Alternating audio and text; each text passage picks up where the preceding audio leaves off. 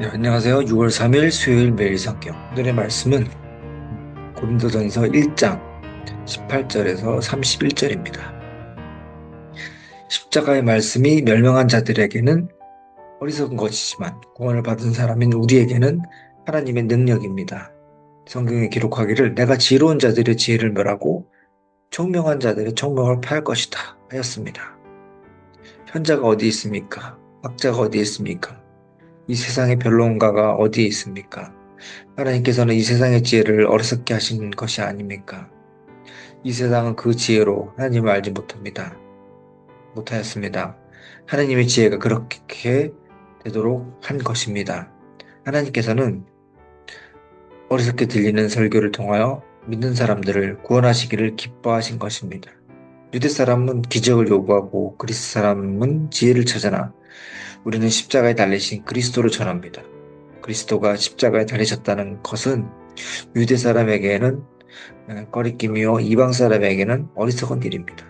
그러나 부르심을 받은 사람에게는 유대 사람에게나 그리스 사람에게나 이 그리스도는 하나님의 능력이요 하나님의 지혜입니다. 하나님의 어리석음이 사람의 지혜보다 더 지혜롭고 하나님의 약함이 사람의 강함보다 더 강합니다. 형제자매 여러분, 여러분이 부르심을 받을 때 그 처지가 어떠했는지 생각해 보십시오. 육신의 기준으로 보아서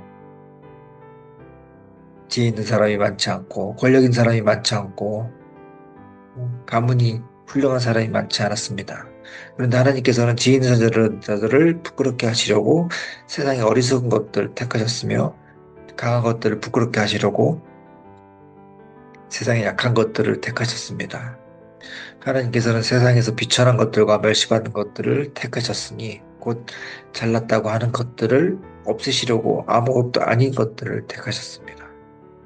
이리하여 아무도 하나님 앞에서는 자랑하지 못하게 하시려는 것입니다. 그러나 여러분은 하나님의 자녀로서 그리스도 예수 안에 있습니다. 그는 우리에게 하나님으로부터 오는 지혜가 되시며 의와 거룩함과 구원이 되셨습니다. 그것은 성경에 기록되어 있는 바 누구든지 자랑하려거든 주님을 자랑하라 한 대로 되게 하시려는 것입니다. 이 세상을 좀 보면 요즘 세상이 좀 미쳐가고 있다라고 생각할 수도 있습니다. 우리도 뭔가 미쳐가야만 또 살 수 있다고 생각합니다. 그래서 우리는 이 세상에서는 미치고 싶지 않습니다. 어떻게 보면 우리가 우리 인생에 갖는 어떤 모순점일 수도 있습니다. 세상은 계속 우리에게 뭔가 자랑할 것을 만들려고 부추깁니다. 더 좋은 학벌, 더 좋은 지위, 더 많은 재산, 것을 계속 쌓고 이것이 진정한 가치라고 그것이 진정한 인생이라고 속삭입니다. 하지만 십자가는 그 모든 세상적 가치 체계를 정면으로 거스릅니다. 세상의 눈으로 볼 때는 십자가는 철저한 실패이고 수치이고 가장 큰 무력함, 미련함의 상징이 사도 바울도 누구보다 자랑할 것이 많았던 사람입니다. 그는 그리스도를 만난 후에 그 모든 것이 가짜 자랑거리다, 배설물로 여겼습니다. 진짜 구원이 무엇인지 알게 되면 그동안 붙들고 있는 것들이 얼마나 하찮고 어리석은 것인지 깨닫게 되었던 것입니다.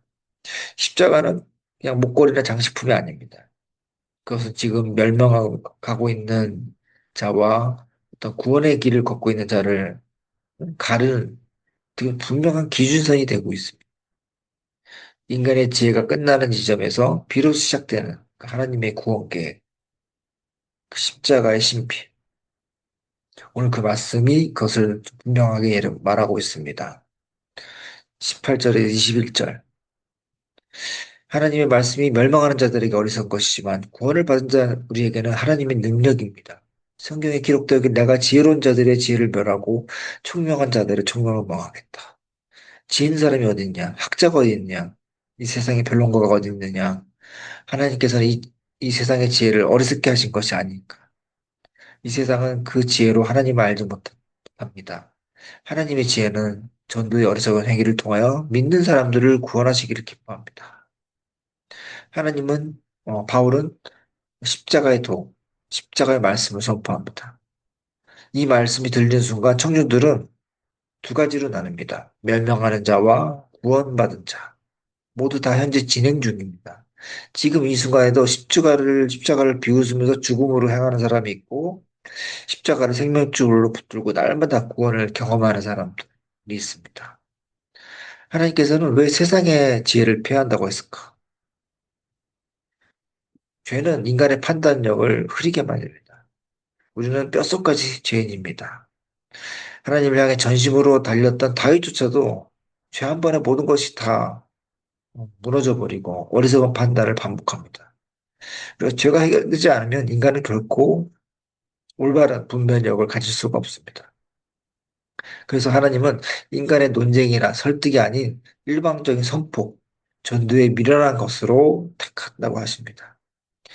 인간이 어떤 자신의 한계를 인정하고 하나님 앞에 납작 엎드렸을 때 그때 구원의 문이 열리는 것.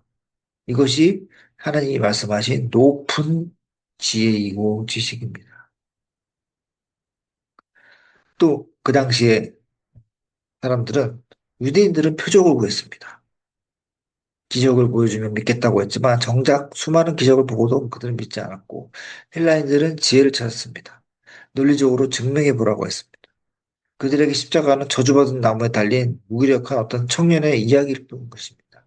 그러나 이것은 어떤 차원의 문제입니다.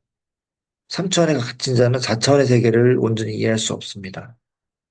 그래서 인간은 하나님의 차원, 어떻게 창조자를 우리가 이해할 수 있겠습니까? 개미가 코끼리 위를 평생 기어다닌다고 해서 코끼리 전체의 모습을 이해할 수 없는 것처럼, 음, 음, 노력할 뿐입니다. 과학자들이 뭐 빅뱅 이론을 말하고 또 여러 가지 말을 하지만 그것을 하나하나 따져보면 대답하지 못하는 것들이 너무 많습니다. 인간의 지혜가 아무리 대단하다고 해도 하느님의 어리석어 보이는 그 결정보다도 더 낫다고 말합니다. 낫다는 것, 아래라는 것입니다. 오직 부르심을 받은 자만이 이 압도적인 차원을 음, 인정하고 십자가 앞에 무릎을 꿇게 됩니다. 음, 그리고 또 이 당시 고린도 교회의 구성원을 보면 전체적으로 하층민이 한 70% 이상이 다 하층민이나 노예 출신이었다고 합니다. 상류층은 많아야 5%, 10% 정도. 어, 어떻게 보면 세상적 잣대로 보면 자랑할 것이 없는 그런 모임입니다. 그런데 왜 하나님은 이런 음, 자랑할 것이 없는 그 모임을 선택하셨을까? 이것도 보면 그냥 하나님의 어떤 역전 전략이지 않을까 생각합니다. 하나님은 세상에 미련하고 약한 것들을 들어서 스스로 강하다고 자부하는 자들을 부끄럽게 하셨다고 말합니다. 우리가 잘나서 구원을 받았다면 우리 평생 자기 공로를 자랑하면서 살 것입니다. 하지만 하나님은 인간의 모든 자랑을 원천 차단합니다. 십자가 앞에서 나라는 존재가 얼마나 무력한 존재인지를 깨닫게 되고 그 순간 또 우리의 교만, 인간의 교만은 무력화되고 하나님께서 통치하시게 됩니다. 30절, 31절. 그러나 여러분 하나님의 자녀로서 그리스도 예수 안에 있습니다. 그는 우리에게 하나님으로부터 온 지혜가 되셨습니다. 곧 그는 우리에게 의로움과 거룩함과 구원이 되셨습니다. 성경에 기록된 바 자랑하는 사람 주님 앞에 자랑하라 한 것 같습니다. 우리의 구원은 예수 그리스도 안에 거할 때 완성이 되는 겁니다. 예수 그리스도는 우리에게 지혜로 오셨습니다. 이 지혜를 받아들일 때 열매가 의로움과 거룩함, 구원이 되는 것입니다. 예수님의 지혜가 예수님께서는 지혜입니다. 그래서 우리가 그 예수님을 품게 되면 하나님 앞에서 의로워지고 또 세상과 구별되는 거룩함을 잊게 되고 마침내 죽음에서 구원받는 그런 삶을 살게 됩니다. 예레미야는 이렇게 말했습니다. 9장에서 지혜로운 자는 자기 지혜를, 용사는 자기 용명을, 부자는 자기 부함을 자랑하지 말라고 하십니다. 음, 피조물인 인간, 마땅히 우리 하나님을 아는 것, 그분의 사랑을 우리는 자랑해야 될 것입니다. 우리 자랑을 먼저 멈추고 오직 그리스도의 십자가만 자랑하기 바랍니다. 이게 우리가 이 땅에서 구원받은 자로서의 모습이 아닐까. 우리 이 크리스천들은 인생에서 자랑할 것이 없는 인생에서 시작해서 그리스도로 충만한 인생으로 또 마무리가 돼야 되겠습니다. 세상 사람들은 술과 중독 빠져서 막대한 사회적 비용을 지불하면서 뭔가 허망한 위로를 찾습니다. 자, 우리는 아침마다 십자가 앞에 머무는 것. 이것이 최고의 우리가 할 수 있는 위로고 단련하는 것입니다. 맛있는 거 먹고 몸에 좋은 걸 먹는다고 해서 좋은 것이 아니라 우리가 이런 십자가 앞에 머무를 때 더 강력한 그런 생명력을 주실 것입니다. 십자가는 우리 구원의 모든 것들을 강하게 하고 세상에 줄 수 없는 참된 평화를 보여줍니다. 우리의 약함을 인정하고 주님의 강함을 붙들 때 진짜로 진짜 인생을 살기 시작하게 될 것입니다. 기도하시겠습니다. 하나님 아버지, 오늘도 우리 인생에 우리가 자랑할 것이 아무것도 없다는 것을 또 주님 앞에 고백하길 원합니다. 십자가를 통해서 부어진 그 사랑을 알기에 이제는 내 입을 열어서 오직 그리스도만을 자랑하기 원합니다. 세상은 미련하다고 비웃고 또 우리를 또 낮게 보더라도 우리는 하나님이 들려주시는 그 음성, 너는 나의 아들이다, 내가 기뻐하는 딸이다, 그 말씀 하나로 충분하다는 것을 인정하면서 살기 원합니다. 이 사랑을 안고 우리가 사는 어떤 각 가정과 직장과 일터에서 또 살아가길 원합니다. 십자가의 길을 걷는 우리를 통해서 주님의 생명력이 충만하게 넘쳐 흘러가게 해주시옵소서. 예수님 이름으로 기도합니다. 아멘.